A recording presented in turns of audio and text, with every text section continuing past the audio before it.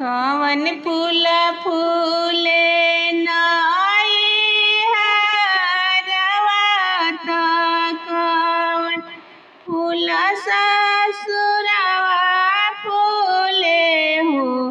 हे मैया जी कवने फूलवा फूले देवल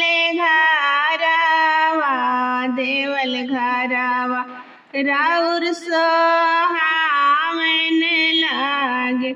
करम फूल फूले नाई हरवा धरम फूल ससुरवा फूले हो।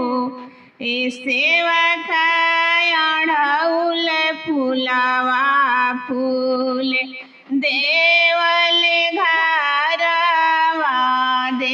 घरवा बड़ी सोहावन लागे। कैसन लागे नाई हरवा त कोई सन ससुरवा लागे हो। हे मैया कोई सन लागे देवल घरवा राउर सोहावन लागे।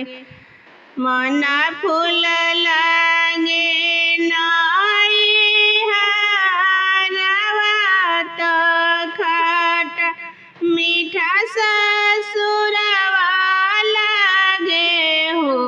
हे मैया हो बड़ा सुंदर लागे देवल घरवा राउर सोहावन लागे।